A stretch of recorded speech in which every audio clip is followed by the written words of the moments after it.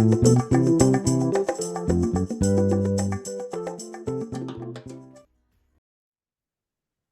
everyone. I have a very special guest for you tonight. I'm very, very excited to talk to Matt Haynes, and I will tell you why. I cannot even remember the nationality of the accent I needed. Was it Romanian?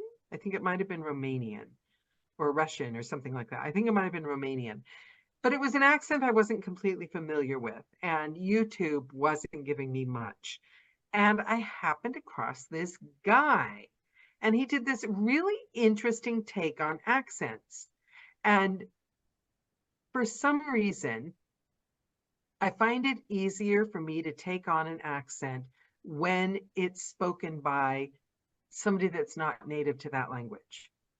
Because when they're native to that language, it's just too fluid. I can't understand the differences. I can't and when they're not native to it, I can pick up on the nuances and the guy's name was Matt Haynes. I was like, who is this guy? And I looked you up, and all around nice guy, interesting, love your YouTube show. But since friending you and asking you to be on this call, the thing that I took away from Matt Haynes the most that and I said this before the call started, I love a maverick. And I especially love someone that matches confidence with enthusiasm. Because, of course, we're not all completely confident 24 hours a day when we're in our slippers watching Netflix, eating junk food. I'm assuming everyone does that.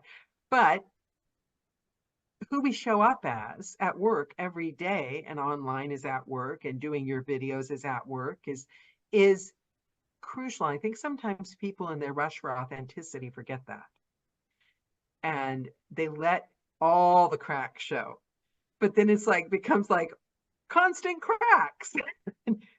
You are just like a joy to watch. You're like running around the world. You're happy. You're pleased with yourself. On your website, you're like, I'm really good. And I think people forget to appreciate the things they do well these days. Everything's packaged and everything's victimhood. And you just show up with a big smile on your face, enthusiastic, and do what you want. So 10-year-old Matt, what was he doing?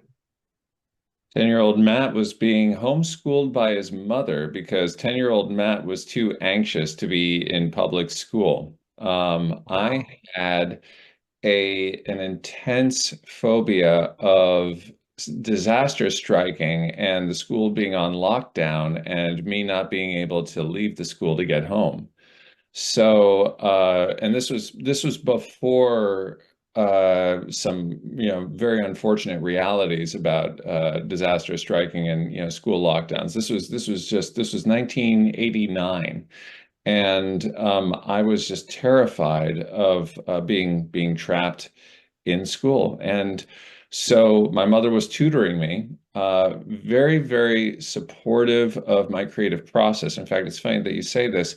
The term maverick. My mother has written a book called Creative Mavericks, and she dedicates it to her maverick boys, including me. Can we put that in the link on the About section? Absolutely. Yeah, get the link for me after this call. I'm totally up for that's the kind of book I love to read. Is it an audiobook? It's not an audiobook yet. Matt, hello. I know, right? You've got to narrate it for her. Well, okay then. Okay. I will. Yes. Yes. Yes. Okay. So get that into your schedule, please, because I'll be the first person to purchase it. Okay. So I love that. Were you very close to your mother then? I was very close to my mother. I am very close to my mother. She actually was so nurturing about my maverick personality that she chose a school for me every single year that I was in public school based on what she thought would be most nourishing to my interests and sensitivities. So this was just something that was an incredible gift for me to basically each year have at least two or three key teachers who are mentors for language arts and visual art. Drama wasn't as readily available in the public schools where I grew up in rural Bar Harbor, Maine, and the language arts and the visual arts, though, were very, very important to me and to my mom. So that's that's where I was at that time. And then finally, mom said, it's time for you to go back to school. And I was just devastated and terrified and just felt like, no way, no way, no way. But eventually went back, started catastrophizing, and Do had you some. know, do you know where it came from? Do you remember where it came from, or is it just something that's always been? You talk about how I just keep showing up and showing up and showing up with a smile on my face. I have what is called a general anxiety disorder. Oh yeah, I And know that well. Not, yeah, yeah, I yeah. know. Yeah, yeah. So the way it shows up for me is just this ongoing sense. It's almost like a coked out executive writing team for a TV show. It's like, okay, where can we find more conflict? Where can we find more conflict? Where can we find more menace? Where's the tension? Where's the tension? Where's the tension? That's what my mind and my nervous system are doing. And so doing things, taking action and doing meticulous prep and keeping a busy schedule is actually how I find equilibrium. I'm about to go on vacation later this week, and I'm really anxious that I won't know what to do with myself in terms of keeping it all at bay. But I am looking forward to it, and that was the particular focus that year. And then I learned that that wasn't true. And so problem solved, no more anxieties. Well, then it looked for another lightning rod. Yeah, and your mind thinks, I mean, I know they're different ideas about this whole thing, but from what I understand, your mind is trying to protect you, but if it can't protect you in one way, it'll know, because I know I had a nothing, I didn't have, I've never had general anxiety disorder, so I can't speak to it, but I had my own interesting form of anxiety, and it would take different forms.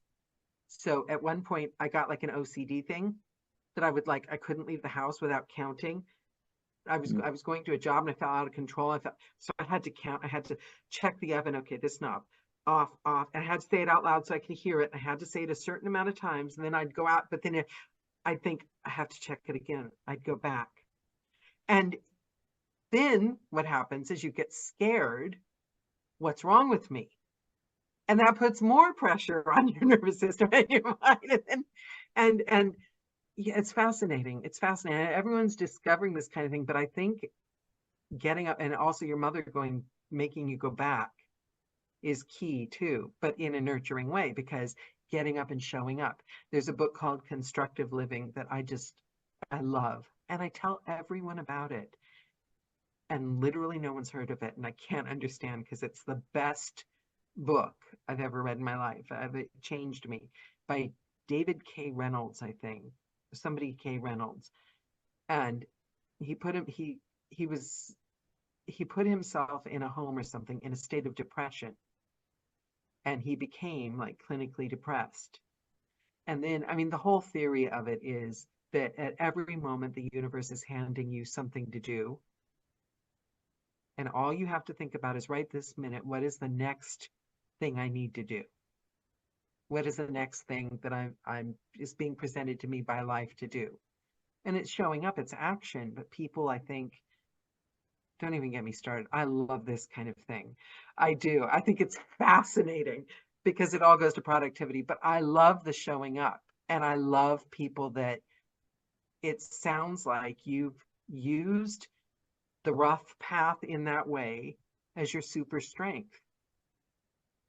And I love that. I knew there was something about you. Okay, so you've started going to school, you're specializing in these amazing things. You're obviously incredibly intelligent. I mean, have you been scored I mean, you obviously, did you do well in school? I bet you did. It depended on the subject. It seems like a lot of people who are identified as gifted tend to do either really well in school or really terribly in school, depending Mhm. on their interest. I was through the roof with visual art and language arts, and I was a pretty good student of the other things, especially in elementary school. Then junior high and high school, I was a little bit less, but I was, again, general anxiety disorder, and as a performer, being a people pleaser, wanting to do what seemed to be the expectation of the teacher, and being most comfortable doing it to the very best that I knew the teacher was expecting, therefore led to often getting the highest marks in it. So, did that make you a popular guy? Did you have problems in that in the social arena? Because smart wasn't always rewarded in my experience in school. Right, right. And having especially smarts in something that nurtures the feminine side of the male Creativity. identifier and such. I In junior high, it was probably at its worst, and junior high, I've found across the board with a lot of friends, tends to be the time when everybody is sniffing each other out to see, almost like animals, like or They almost like the are, Hunger aren't they? almost like the Hunger Games, where it's just like, okay, who's built to survive, who isn't, who do I ally myself with now, Yeah. who's going to protect me? And I was like that too. I wasn't just a pure victim. I had my share of being a royal snot with other kids and with authority figures and that sort of thing. But that was a time when suddenly dear friends were no longer so friendly, and I would take that on and be like, wow, what's wrong with me? And but then in high school, we had very, very strong visual art, English language, and hallelujah theater programs. And now there was a summer theater program that Summer Festival of the Arts run by Kate Henry, which was very nurturing throughout my junior high and late elementary school time. But high school, I could now do drama full time. There was always something to do. And so, even though the basketball coach tried to recruit my 6'9" self for the team, I You're was 6'9"? That's I'm that's six foot quite 10. tall. I'm 6'10" now, so I grew a little bit since high school. But yeah, Wow. yep, yep. And it was actually a voice teacher who taught me how to, not have the Skeksis, posture everywhere I Mm. went, trying to compensate for my height. Um, but yeah, then in high school, I just found my niches, and I think there was a lot of kids who were part of that crowd that I really admired and I enjoyed hanging out with, and it worked the same way. And then the other kids, again, I think there's something very animalistic. I think when I was that tall, they would sort of like, take a sniff and then leave me alone. And who knows what they would say behind my back? I'm sure I was the morning announcer as well during high school, a little bit of foreshadowing. And I apparently there was a bunch of kids who would just be like commenting and sneering back at the stuff, but it just didn't really matter to me at that point. So I had my what they say in the movie industry. I don't mean this in the literal sense, but movie industry sense. I had a cult following. I had a very secure sense of identity and community. I love that. That's because of your mom, though. She gets credit for that. I love that. But I mean, it does. It shows what really good parenting can do, I think. Mm. Give your kids that strength when they're young, and then they have it. They can carry it with them the rest of their lives, no matter what happens. So, did you did you at that point have big dreams for the future? Were you like, How are you? I'm gonna be what, a DJ, a movie star, what? Oh, yeah, and I mean that's the thing that even at this point, I just turned 46, and it's something that I'm still learning about, which is that in high school and at home and that sort of thing, when I would get praised, I sensed that there was a lot of desire for the adults in my life to encourage me and really say, "Hey, you've got a precious gift, really, and you're the only one with this kind of gift." And of course, that's true in the snowflake sense or in the Mr. Rogers sense. But I took it, I don't know if it was ever directly said, but I took it to mean that then my responsibility was global conquest in whatever I chose to do, and to go down as a legend in whatever I chose to do. And that led to perfectionism, and it led Yeah. to a lack of life balance, especially as a mindset. I bet Um, that helped with the anxiety. right, right, Yeah. The yeah, opposite. yeah. Exactly. And it, again, it has taken me, and it still takes me to a great extent up to this point in my life to be like, you know what? What what is the ideal day in the life of Matt? What is it? Is it? I did this one thing on Facebook just as an exercise. I gave myself the MacArthur Genius Award. I took the award, I blanked out a name, I filled mine in, and I said to everybody on Facebook, "See, look at this. Now I have permission to feel good about myself and pursue my dreams. And I have all the finances and all the support needed." And I thought that was a really funny little wink, wink, nudge, nudge. A lot of people thought it was real. I, And then, and then they were commenting to be like, "Wait a second, is this a prank?" I was like, "It's not a prank, it's a joke. It's, huh?" But I'm anyway, people only pay attention. I'm careful with, I love the whole, oh my God, look at the lesson I learned. Everything was so hard here, and I've just figured out the solution. Epiphany. You can all do it too.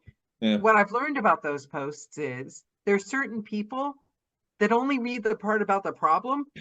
And then you get a whole bunch of comments. Oh, I'm so sorry. Right. But they didn't read the like happy ending part. So like social media people literally can only read like one or two lines Yeah. and see the picture. Yeah. Anyway, where I was going with all that is that I have, and the accent channel was a big part of this. I have learned about just all the bubble gum and scotch tape and rubber bands that hold together these legendary accomplishments and lifestyles of the people I used to idolize and think I was responsible in joining the ranks of. And I have learned just actually doing this craft that it's a service position. I am there to serve the author. I'm there to serve my co-narrators. I'm there to serve my students. And what's service? It's about showing up with intention and some practice and preparation. And it's really not much more complicated than that. And thinking about, okay, who's my audience? Well, if I'm doing this book and this book and this book, my audience isn't the New York Times. My audience isn't Time Magazine. My audience isn't the major influencers out there, that sort of thing. Although, I would put an exception for this because I do consider you an influencer, and it's very exciting to be Oh, here. I want to interject. Kim says your accent channel has saved me. Thank you.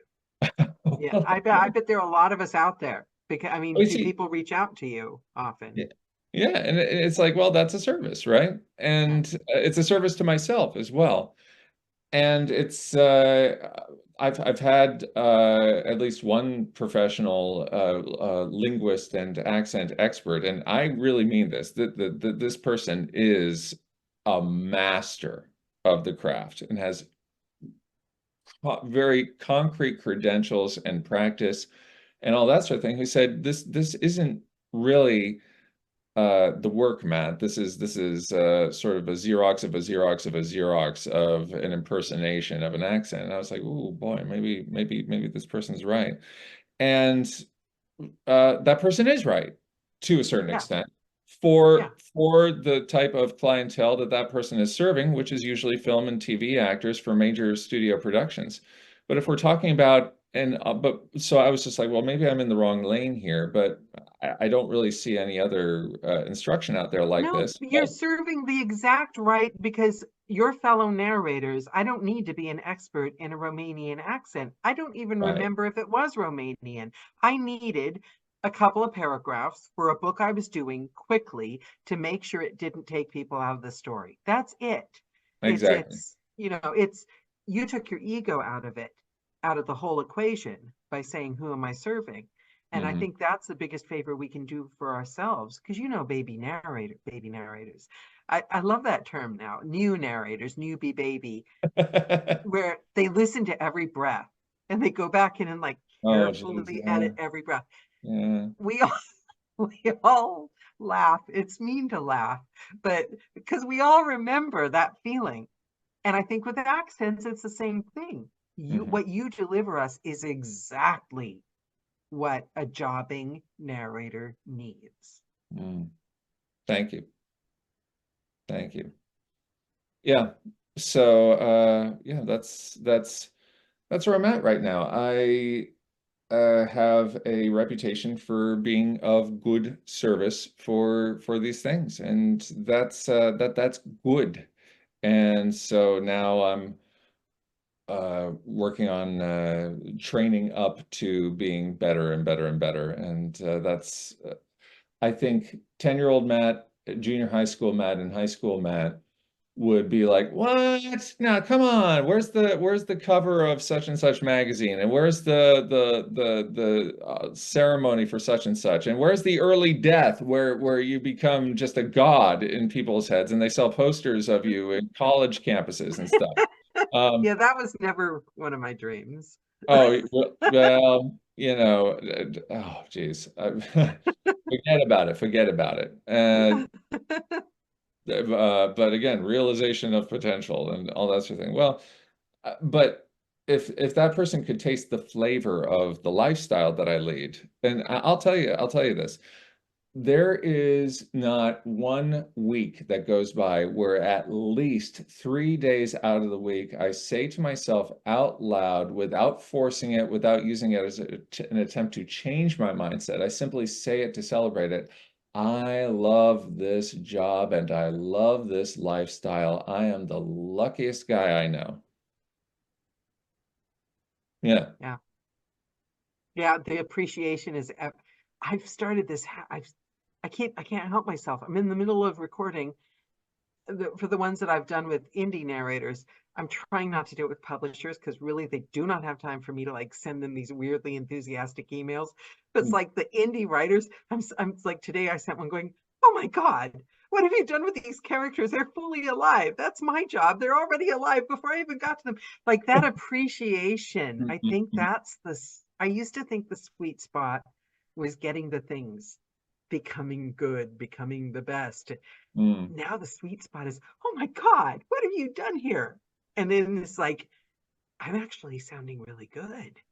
This is mm, going to be good. That when you're doing the book, right?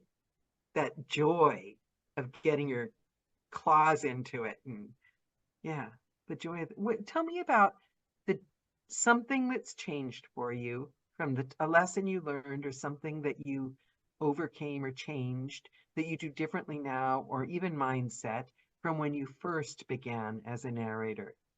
Maybe we can give somebody first starting a shortcut, save them some time.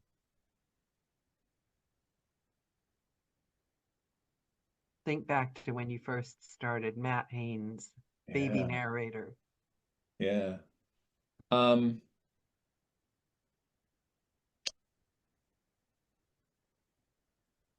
this is going into a place I didn't expect to go today, but it's been coming up in my mind recently, and it's just the first thing that's on my mind. Uh, I got a divorce, Oh, and not because of the job. no, no, Thank no, no, God. no, Okay. not because of the job. I had been I had been living a life with a wife who was so admiring of my talents. And I had in my head this idea that I would have a crystallized vision and ability just by waiting for it to emerge. And I then took that and idled away a lot of time and had a very perfectionist mindset around the work. So my work was slower, and I was just my wife at the time was the breadwinner, so I could afford to have this idea that each step of my path as a narrator and each step of my improvement as a narrator would be immaculate, as if everybody was watching right here, right now, and scrutinizing and judging what I did as much as I judged what I did and judged what other people did. I didn't realize that a lot of my idols, I was hearing the result of the bubblegum, scotch tape, and rubber bands.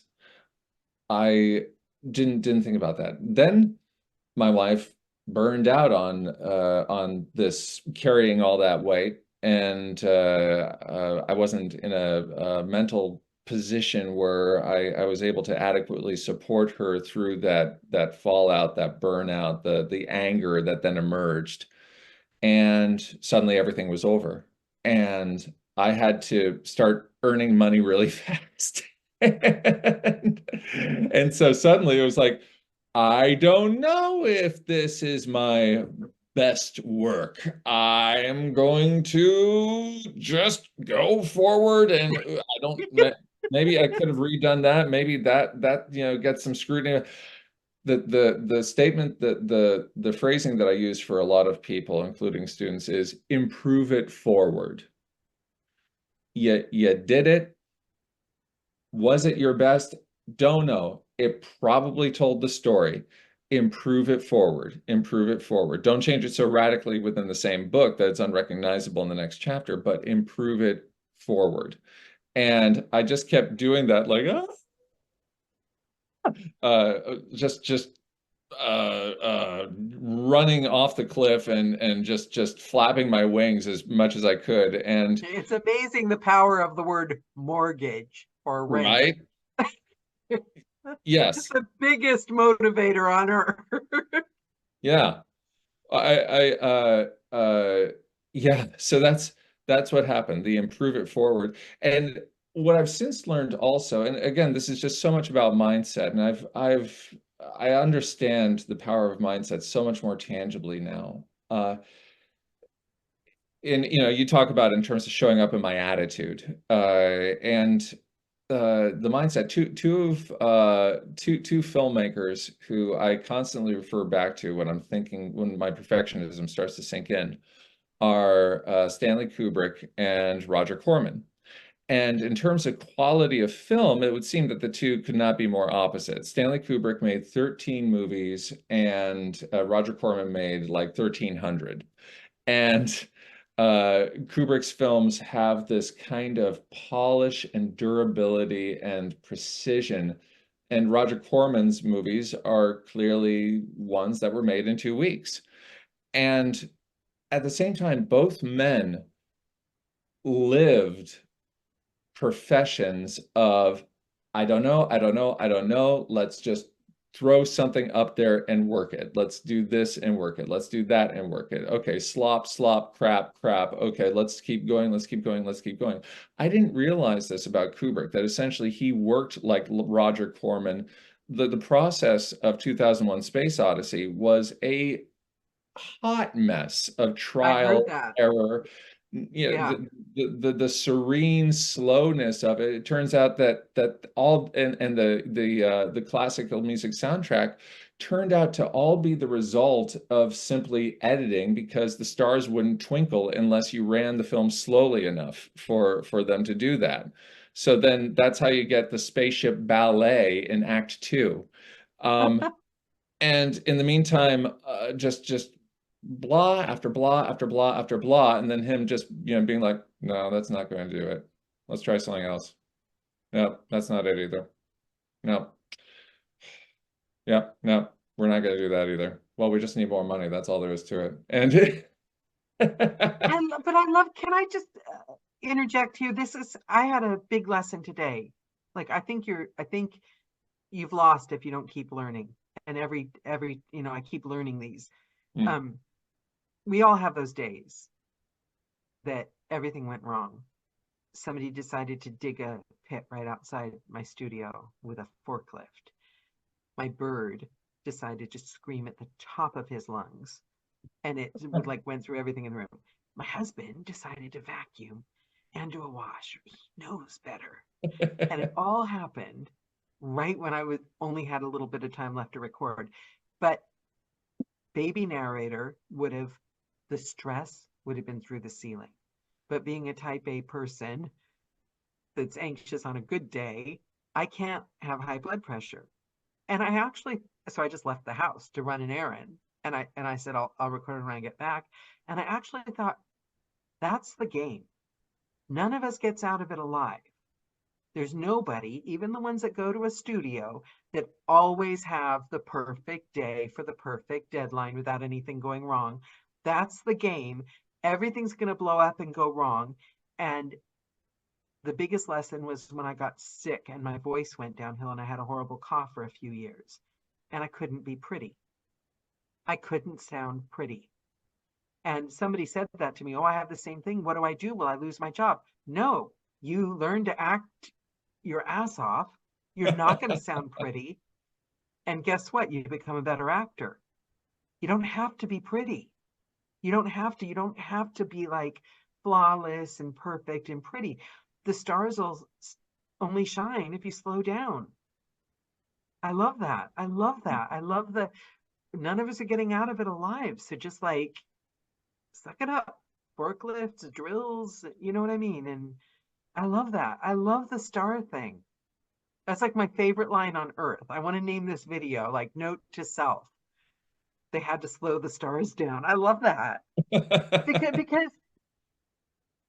Because like my plan is I'm going to go back to stage acting and film when I'm really, really old, because the competition will be dead. Mm. Right? And I don't need to be pretty. I don't care about that. I don't need to be the hot young blonde thing. Like, I don't need to be the YA girl with the gorgeous, smooth voice. Now my voice is better, so I can do that if I need to. But now I can act. You know what I mean? I think, and I love that. I love, what is it so you said? Bubblegum, rubber tape. Yeah, bubblegum, scotch tape, and rubber bands. It comes actually from the movie Overboard with Kurt Russell and Goldie Hawn, where they've got a nice swanked out miniature golf course that they've created, and it turns out that all the gadgets that spit the balls out and take them in are being are just cobbled together from this borderline trailer park family's plastic pail digging pails and all that sort of thing, just put together almost like Tinker Toys. And I've always had that in the back of my mind in terms of like what really makes show business go round. It's this it's at its best it's the polished exterior, right? And then behind the scenes it's the bubblegum, scotch tape, and rubber bands. I love that. This is like the perfect call for today. I just think because I literally had that epiphany this afternoon. This is like the perfect call because I want to look at my career like that. I think that's profound, and it probably explains the inner strength that comes out of you on social media and on your videos. Is because if you think about that, Matt, if you look at your career that way, nothing's going to throw you, is it? If something goes wrong, it's not you're wrong. It's just more bubblegum. I love that. Well, So you're now, do you feel confident most of the time? I mean, do things still throw you? oh, are you kidding? Yeah, tons. I mean, again, general anxiety disorder. It will look for anything to catastrophize. I I think it depends on, though, how you define getting thrown. I think that my mindset gets thrown, but my actions don't. I think that's the main thing. Tenacity is the main thing of it. I would say that where I have camaraderie with so many other people who project that I am not, that I'm so much more confident that they are, I'm so much more etc., is when it comes to going into a completely new forum and not knowing if I'm going to succeed and not knowing exactly how I'm going to work it. And I think that my greatest weakness is that limits my ability to take risks that could actually move me forward much more quickly than if I were to just continue polishing and polishing and polishing what I already know. And I don't think that this is anything new to anybody, but it definitely is a thing for me where I'll be sitting and there's a big blank in front of me for something that I've decided I'm going to do that's new. A new type of business practice, a new type of technology, God help me, a new type of branch in my career, and I'm at the starting point, and I know I've got all this time to do it, and that there's a lot to do, and that you want to go to the opposite of the bubblegum scotch tape and Roger Corman, blah blah blah blah blah. Another film image that I like to draw from is if you've ever seen George Lucas's first feature, THX 1138.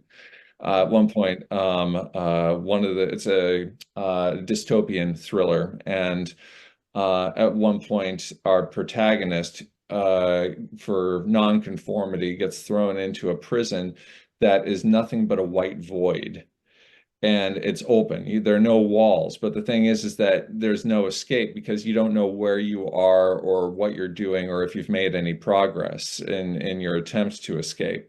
So, which is very clever budgetarily, right? Because then you just put people against a white studio backdrop and change the camera angles. But classic George Lucas. But yeah, the white void of just sort of wandering and floating around there. Oh my God, it's devastating, just devastating. And that's where suddenly, again, primal, right? That's where suddenly I'll be like, yeah, boy, I'm really much more hungry than I thought I was, or I'm much more sleepy than I thought I was. Yeah, see, I'm the opposite, actually. I jump Yeah. in and do it. But there's also a downside to that. I have a voice in my head that just goes, screw it. Hmm. How bad can it go? And I'll do it. Anything. And I don't always succeed. What do you think? What do you think is wrong with that? Um, I've been told off for it. I had a boss that hated, why do you feel the need to jump in? It's helped me with a lot in life. Hmm. And it comes from a very strong belief that I'm smarter than the average person. I've experienced in the way that you can throw a computer in front of me or a program or software and I'll figure it out. If I have time and mental space, I'll figure it out. Hmm. So I know that. So nothing scares me. But sometimes when it goes bad, it goes horribly wrong. Hmm. Sometimes jumping in and just faking it isn't enough. You Hmm. need to be a person that does care about the little tiny details and what, you know what I mean? 80% of the time, it's fine. I get away with it. But Now, when it goes bad, it goes bad. but even when it goes bad, do you find you're still able to achieve life balance, or is there actual, because this is my fear, that I'll lose life balance and there'll be irreparable trauma from this failure within the process that I've committed myself to. I I'll mean, tell you the trick. I'll tell you yeah. the trick. That decision doesn't happen after it's gone bad. The decision happens before I take the action. Hmm. So I tell myself, am I willing to lose everything? Sure. Who cares? What happens? What's the worst that can happen? Is mm, like pretty much the most common sentence in my brain. mm, What's the worst that can happen? So mm, before I've even taken the action, I've got nothing to lose. That's why I can go in front of any audience anywhere in the world and say anything. I mm, don't care. I've got like no fear. You can put millions of people. I have literally spoken up at places I really shouldn't have shown up on stage, but I've got no fear of that because what's the worst that can happen? mm, You're mm. not going to die. I mean, Right. home improvement, I can't change the battery in the fire alarm. I can't. I literally almost have a stroke if the thing goes off.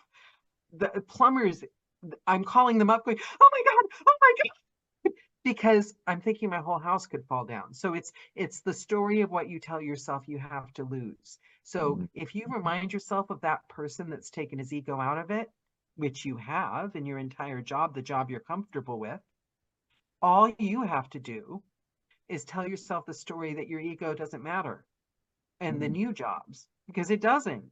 Why does your ego matter in something you're not familiar with, but you're confident enough in the things you're familiar with that you can put your ego aside, mm. right? Two takeaways that I'm getting from this, Dan, is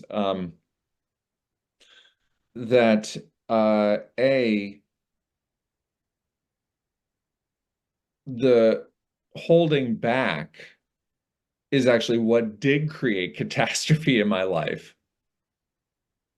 Which is the marriage that ended because the waiting around for me to pull my own was and there's a variety of reasons why this happens. I don't mean to just summarize it for into pure economics, but the waiting around for it to happen is actually what led to disaster, and more disaster than I could have ever anticipated. And then secondly, I'm not going to adopt the mindset of what's the worst that can happen, because my anxiety disorder and dramatic brain have plenty of worsts that are pretty terrible that I do just about anything to avoid. But I am going to take on the mindset of what's the worst that could happen, Yeah, yeah, because yeah. worse at worst is bruising, maybe even breaking, but it's not disabling or amputating or anything like But that. but the trick is, Yeah. nothing has to break because you tell yourself, by the time I finish this, it doesn't really matter anyway. I'll just go to the next thing. The Hmm. only problem is you're talking about wording. The one place I do go wrong is the other story, and I live by it. And it's a feeling, and it really scares me because I'm incredibly superstitious. And I Hmm. don't want to be one of those people. She always said she didn't have much time, like she drops dead. But Right. in my head, there's not enough time. I don't fight with my husband more than 5 minutes because life is short. I just don't Mm, have time. That's in my head. If I'm offered something that's scary or that I don't want to do it or that is technologically hard or I'm scared of or worried, can I get all the information I can possibly? Where can I get the information? There's not enough time in the world to miss out on anything. There mm, isn't. I'd miss out. Missing out is a worse mm, ending than mm, not getting to try it. mm, And then I just won't care if it doesn't work out. So what? I'll do the next thing. There's too mm. much. There's too much and too little time. So do this, doesn't work, I'll do the next. There is so much. I need to grab as much as I possibly can. How do you think that particular mindset and attitude play not only into the business practice of getting work as a narrator, but also just the art and passion of a narrator, that there's too little time, like what that just occurs to me. What do you think? Well, I am always, I was, I'm not so much anymore because I think the key difference, and it happened for me last year, was I stopped playing the game of chasing things that other people want. Mm, So now, since I started curating the work that I really love and really love, Mm-hmm. Now it's a choice between a zillion things that I really love. So the passion is Mm-hmm. there because it's coming from inside me. It's not a pressure coming from outside to meet other people's expectations. I don't have enough time for that. There are books that I really love with writers that I really love and publishers that I love working with, and I can like feel good about showing them my best work. If you if that's a story in your head, if you're filling your head, it's like diet, right? If you're eating so many gorgeous healthy foods, you don't have time to eat frozen fries, right? Mm-hmm. I mean, you're not even going to want, you don't have a room. And that's my job right now. Whereas if I had the work schedule, I lost my sight twice this summer for a couple of weeks at a time. Like I couldn't come out of a dark room, couldn't watch TV, couldn't function in the daytime. So my schedule took a knock. If that had happened 2 years ago, when I was feeling like a victim, I was like a victim of what I was supposed to do. I have to do well. I have to succeed. Am I with enough publishers? Am I the best narrator I can be? Then that would have thrown me. That would have really upset me. A backlog of now work, but it didn't. It happened this year. And this year I am going in that booth and feeling every character. I mean, it's there because it's coming from my heart. It's not coming from Facebook telling me I haven't won the right award. And I think that's the key. I think so. If you're just jumping to every good thing, you're not going to care when a chance comes to you with technology. You're not in your head Mm-hmm. protecting your anxiety, protecting your ego. You don't protecting your ego when you're doing the things you're familiar with, are you? Because you know you're good. When you're teaching your students and you're doing your accent, you know your purpose and you know math.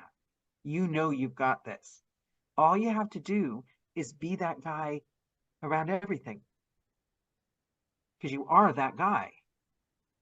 You know what else occurs to me that I think is a common thread, and I think would serve a lot of early narrators, young narrators, baby narrators, that sort of thing, is this sense of connection and community. And it's so much harder to let a certain problem get me down if I know that there's 500,000 others like me who are people that I would really admire, really enjoy being with, who have the same issue, who have the same difficulty. Oh, okay, I'm not alone there. And there's support that I can draw from. Oh, I fell from grace in this way. Well, there's probably a whole lot of people that would forgive me for that and who have likewise gone through something like that. And And then who's also, grace? Who's judging? If you'll find it's exactly. mostly just us in our head. And maybe maybe a collection of peers who I admire, but if they are quick to write me I off, doubt that. then I that's doubt not that. the group that I want to be with anyway. I can't. Um, Have you met a narrator that has judged you, like literally judged you? Like, I can't imagine that. had Maybe I'm a not meeting the narrator right that's judged Marys. me. Right, exactly. Yeah. But then also on a metaphysical level, when following your bliss, as you're talking about, you're not alone there either. You're in the care of your higher wisdom and your passions, and you're in the care of publishers that you really like and authors that you really like. So there's this very cozy, joyous community that Yeah. you're basically Anne of Avonlea. You are in a paradise of your own celebration all the time. That's actually why I sort of got turned off from the Anne of Green Gables books as they progressed, because it's just like life is just too good for her all the time. It's just But it um, could be. It could right, be though. right. Like it could be. I think depending on the way you want to look at it. And now Jonathan has a question. He says, would Matt like to do some accents? He could start with a British accent if he wants. Put him on the spot, Jonathan. Oh God, the British accent is just so obscure. I don't know if I can. I'd need a while to dig that up. Oh geez, the I British. can't do the British accent because I live here. I can't hear it anymore. Oh, Like, you're coming from England, huh? yeah, and I can't hear the Neat. difference. Yeah. Can't couldn't tell you if a TV show's American or British. Oh, how funny. Yeah. Well, I'll tell you what I'll do is if people want to segue to that.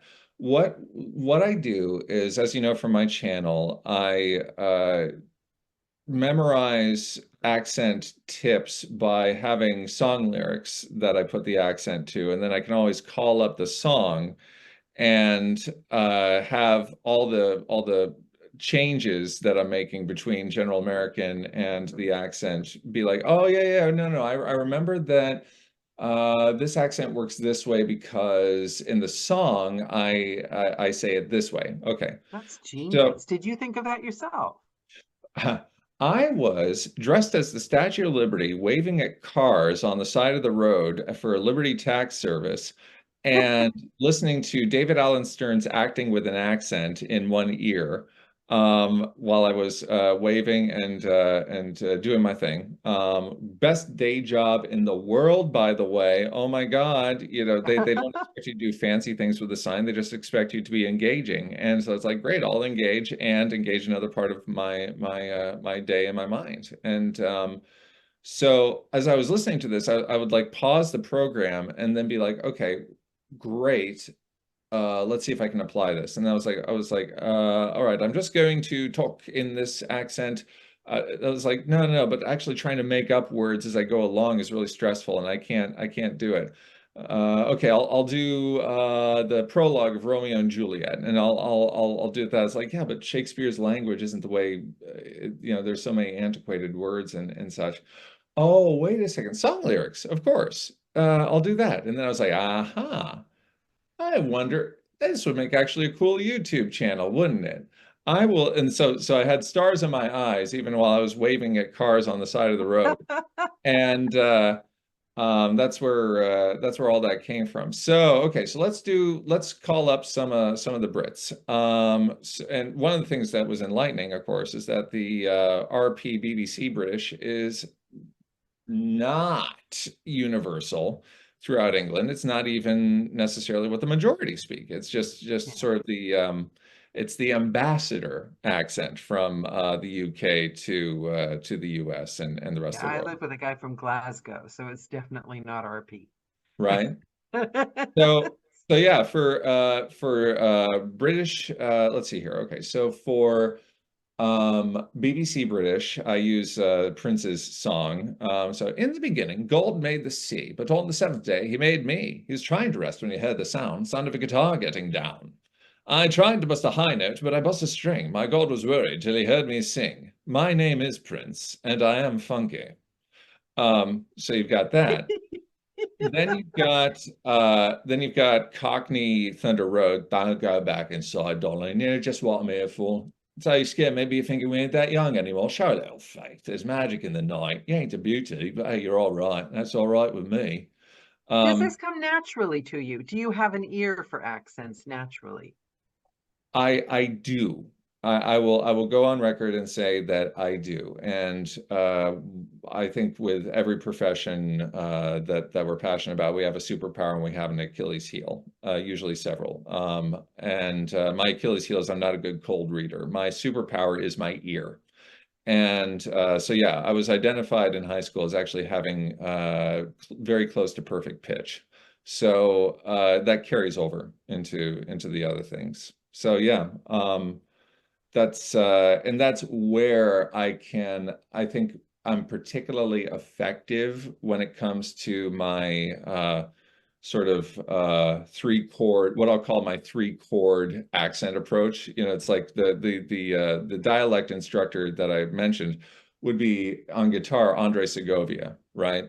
I'm Joey Ramone. I'm rough. but efficient, effective, and possibly even very liberating to a lot of people that can't get Yeah. up the first leg. So, but I think my strength though is that I can feel it living in me as I imitate it. There's a certain, again, a relationship to it that feels very familiar as I take it in and then spit it out. So that's where I think that aptitude comes from and how it sticks. It's easier for people like me because I went to an accent. When they start talking about like what's going on in your throat and showing diagrams and things, and then like talking about like the placement of certain syllables and things, I want to run a million miles away as fast as I can. You are not, with the opposite. I can cold read anything. I can Uh-huh. cold read an entire book and probably get no pickups. But I do my, for the record, my markup, but I am no, I do not have any natural ability. I have to like, and even like learning from someone like you, like the video, every time the character came back, I had to go back to your video. Like I don't have an ear. Yeah. You're lucky. You're very, very lucky. And you are too. Yeah, yeah. I mean, we all are in our own way, but I still wish that I had what you have. You still wish you had all the ones that are your Achilles heel, right? Of course. Of course. You still think I could get better, you know. But I think some things are innate. I think some things come easier to some of us than others. Mhm. Sure, sure. And it's you mentioned the confidence and I am great and all this sort of thing. What I learned again as I became near panicked around making a living at this, I took a class in self-promotion from Dan O'Day, who also co-taught my original narration instruction back in 2014 when I was getting started. And what I learned from that class was that talking about how great I am is not me resting on laurels. It's a pledge that I'm making to the people that I'm serving. I can offer this and I will offer you this. I love that. That is my pledge. And it's then my responsibility to recognize what I can deliver and to celebrate it as much as possible. So it's like, yeah, I've got a great ear. I know a lot about getting started in this business. I know a lot of different ways that people talk, and I can imitate them, so I can at least tell you what's in the ballpark here. I am really great at task mastering and accountability and breaking things down to the basics. I am great. I am maybe one of the best in the world at this, this, and this. And it's like, yeah, that's not to incite envy, and that's not to put you down by comparison. It's just that here's what I can offer. And here's what I promise I will lean into with a sense of comfort and a sense of confidence if you And choose to it engage. feels good listening to it. It feels Yeah. good listening to it. Whereas if the audience is sitting here and you're saying, I'm not really good at a lot of this stuff, that feels uncomfortable. By Mm. by by you saying, I'm good at this, I'm actually quite great at this, you give other people permission to say what they're good at, what Mhm. they're great at. We should all be saying what we're good at. We should all, in the UK, they're big on humble. And that is nice in a way. It's charming. But Mhm. you're not, I love the idea that you're not promoting yourself, you're offering your service and Mhm. telling them why would they buy your service if you're not celebrating it? Okay, we're running out of time. I have to ask you one last question. This call Well, is going to be amazing. I think people are going to love it. So, if you could leave one last, if people took nothing else away from this call, what piece of advice, what one thing would you want them to remember from this call and take away? improve it forward. and the bubblegum thing. and get comfy. Get comfy with your loved ones. Get comfy with your loved ones. Your loved ones can be your ideas, your bliss, your colleagues, your clients, and that sort of thing. But just live in that love, and there'll be such a greater abundance of opportunity to get better, be better, feel better. That's what I've discovered on this call. That's what's crystallized. So thank you. It's this call, I think, was perfect, the perfect call, the call we needed today. And Yeah. I think it's going to help a lot of people. So thank you so much for your time and for joining and for your accent help. We all appreciate it. I will put the link to your YouTube video in the About section, to your channel in the About section. Wonderful. So you guys can all save it for when you need to pull out those odd accents for like the book and you don't have a clue what to do. And thank you guys for joining. You are all stars. Thank you so much, Matt. I hope you guys have a wonderful week. I know I will after this call. Mwah! Bye, everyone. Bye, everybody.